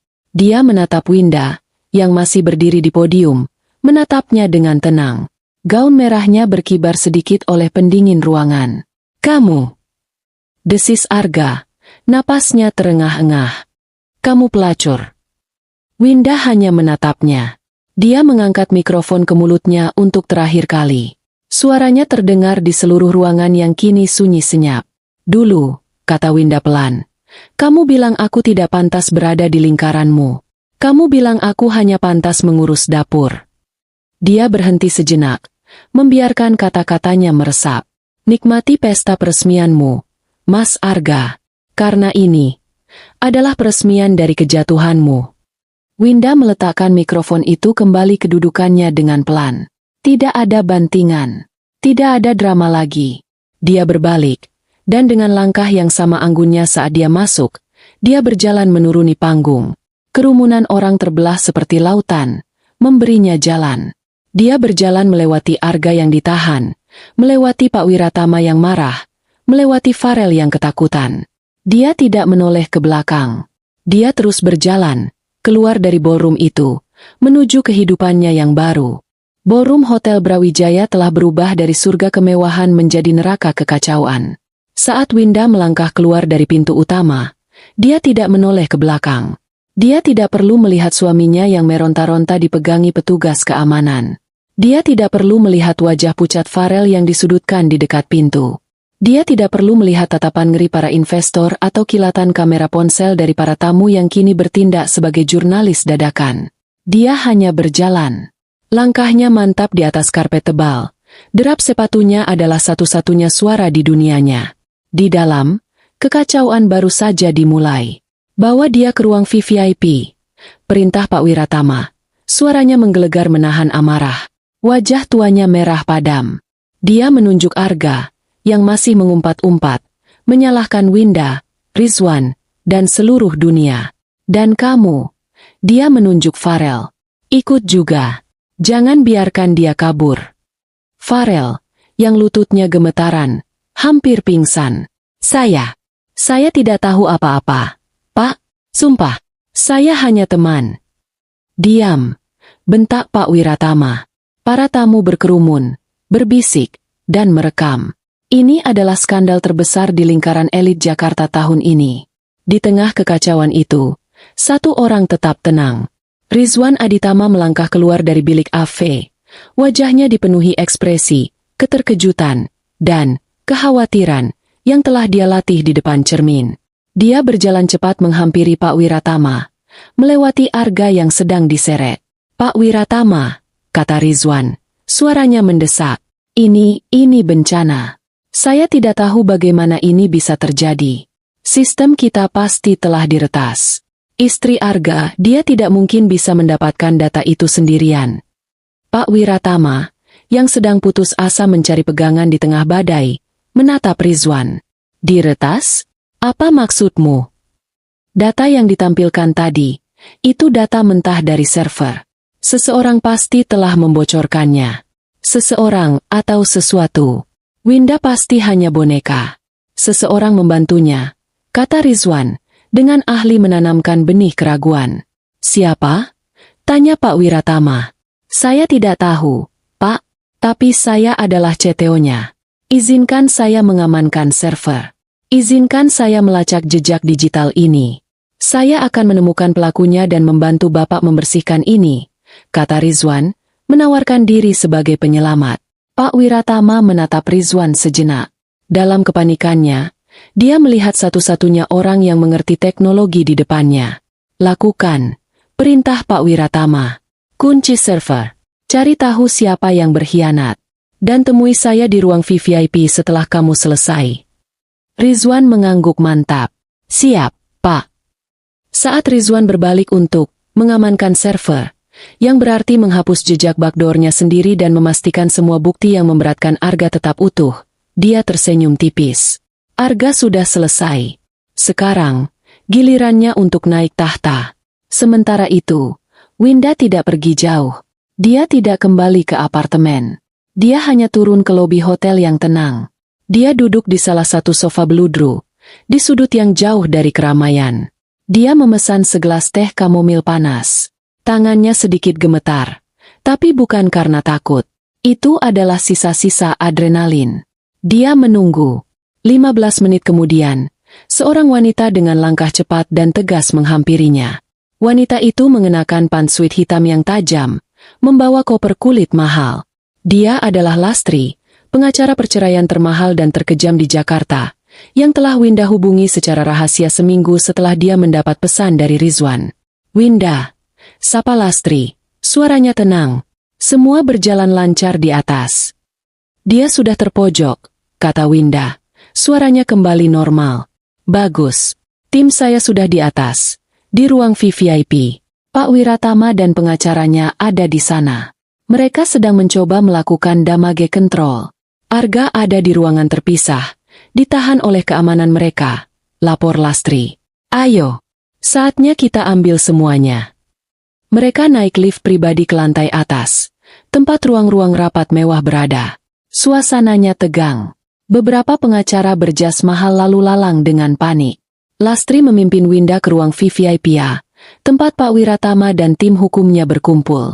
Mereka sedang berdebat sengit. "Kita harus rilis pernyataan pers." "Tidak, itu akan memperburuk." "Bagaimana dengan investor?" Pintu terbuka. Semua orang menoleh. Pak Wiratama melihat Winda masuk di belakang Lastri. Wajahnya mengeras. "Nyonya Winda," sapa Pak Wiratama dingin. "Anda sudah puas membuat kekacauan." "Saya minta maaf, ini harus terjadi di acara Bapak," kata Winda tenang, mengulangi kata-kata yang sudah dia siapkan. "Tapi ini adalah satu-satunya cara agar orang-orang seperti Bapak mau mendengarkan." Lastri melangkah maju, meletakkan kopernya di meja mahoni. "Bapak-bapak, klien saya tidak tertarik dengan perusahaan Anda. Dia tidak tertarik dengan drama dewan direksi Anda." "Lalu apa mau kalian?" tanya pengacara Pak Wiratama. "Kami hanya ingin satu hal," kata Lastri. Dia membuka kopernya. "Kedamaian." Di ruangan sebelah, VVIP B, Arga sedang mondar-mandir seperti harimau dalam kandang. Setelan tusedonya kusut. Keringat membasahi kerahnya.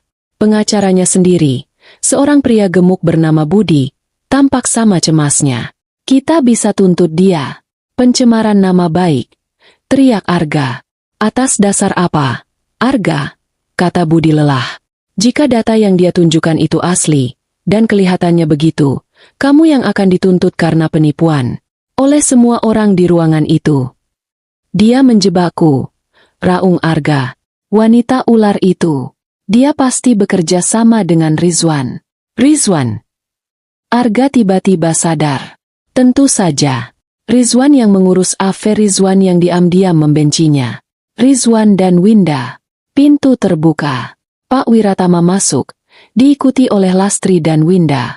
Mata Arga terkunci pada Winda. Kebencian murni, tak tercela, membara di matanya. Kamu. Desisnya. Kamu pelacur licik. Winda tidak bergeming. Dia menatap Arga. Pria yang dulu dia cintai. Pria yang menertawakannya. Sekarang dia hanya melihat seorang pria kecil yang menyedihkan dalam setelan mahal.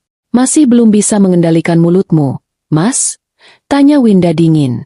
Arga, kata Lastri, mengambil alih. Kita tidak punya banyak waktu. Di luar sana, ada puluhan investor yang ingin mengambil darahmu. Dewan Komisaris ingin menuntutmu. Polisi sebentar lagi akan dihubungi. Kamu sudah selesai. Apa maumu? Bentak Arga. Lastri mengeluarkan 2 set dokumen dari mapnya. Ini, katanya, meletakkannya di meja di depan Arga. Set pertama adalah surat gugatan cerai. Kamu akan menceraikan Nyonya Winda malam ini juga. Tanpa tuntutan apapun. Harta Gonogini akan dibagi sesuai perjanjian ini. Arga tertawa. Perjanjian? Perjanjian pranikah kita. Perjanjian pranikahmu batal, potong Lastri. Karena kamu terbukti melakukan penipuan dan menggunakan aset pernikahan, bahkan aset ide klien saya, untuk tindak kriminal. Pengadilan akan memihak kami 100%. Arga menatap pengacaranya, Budi, yang hanya bisa mengangguk pasrah. Set kedua, lanjut Lastri, adalah surat kesepakatan pelepasan aset. Kamu akan mentransfer kepemilikan apartemen penthouse itu ke nama Nyonya Winda sepenuhnya. Kamu juga akan mentransfer sejumlah katakanlah kompensasi atas pencurian kekayaan intelektual idenya. Jumlahnya sudah tertera di sana. Kamu gila, teriak Arga. Aku tidak akan memberinya sepeser pun. Kamu akan, kata Winda, akhirnya berbicara. Suaranya pelan, tapi memotong di keributan. Dia melangkah maju. Kamu akan menandatanganinya, Mas Arga. Karena ada dokumen ketiga. Lastri tersenyum tipis. Dia mengeluarkan satu flash drive kecil berwarna merah. Berbeda dari yang lain. Apa itu? Tanya pengacara Arga. Sebut saja ini, kartu as, kami, kata Lastri. Data yang Anda lihat di layar tadi, itu hanya puncaknya. Hanya data yang melibatkan Salsabila dan Arga. Dia menancapkan flash drive itu ke laptopnya dan memutarnya ke arah Pak Wiratama, yang masih berdiri diam di pintu.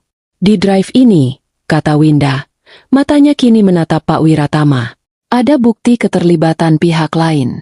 Bukti kelalaian Dewan Komisaris.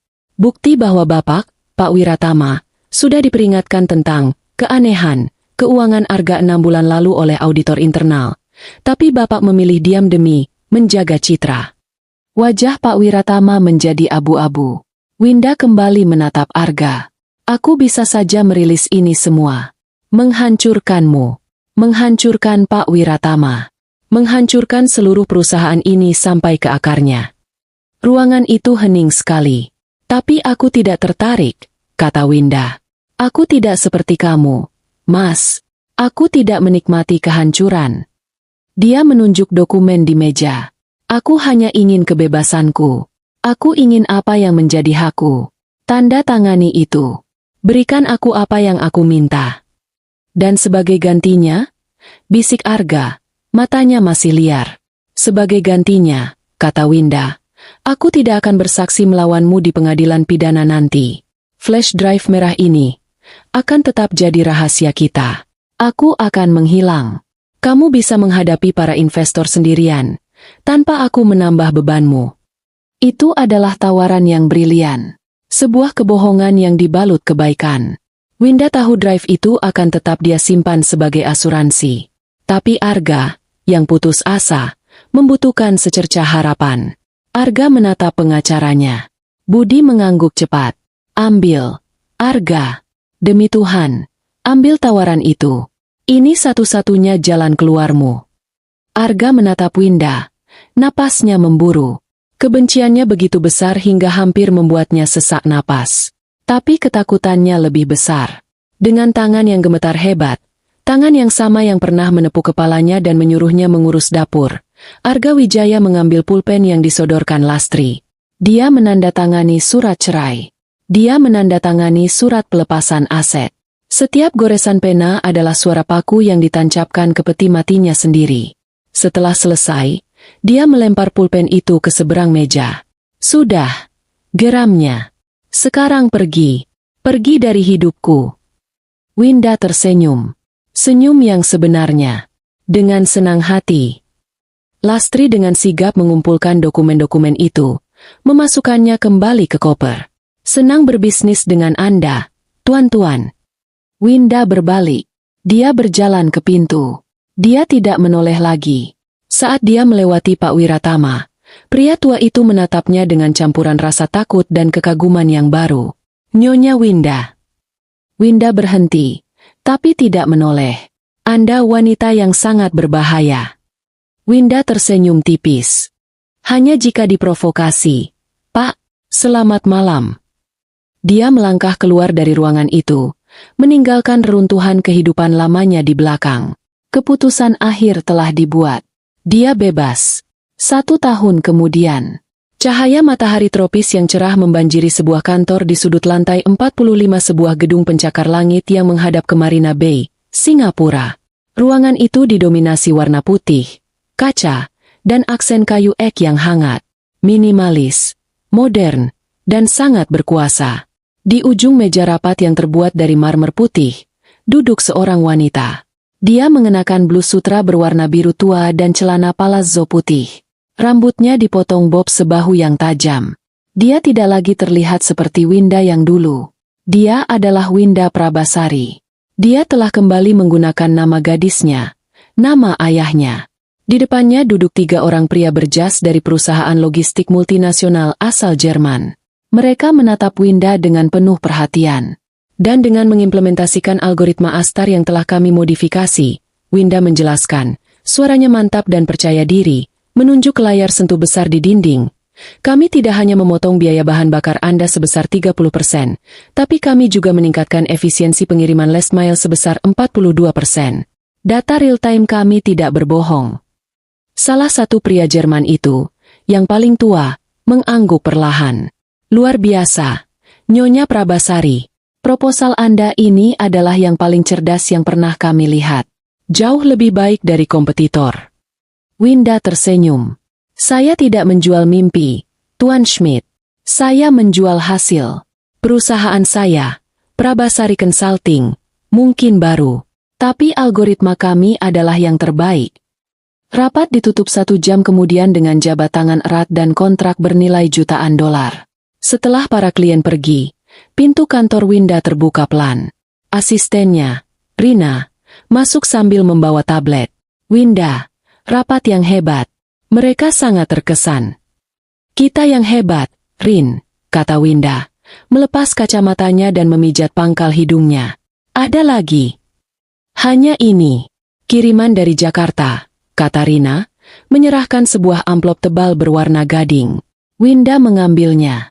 Tidak ada alamat pengirim, tapi stempel posnya dari Jakarta Pusat. Dia membukanya. Di dalamnya ada sebuah undangan pernikahan. Berwarna emas dan hitam. Sangat mewah. Rizwan Aditama Amanda Laksmi. Mengundang Anda untuk merayakan. Winda tertawa pelan. Tentu saja. Rizwan. Seperti yang dia duga.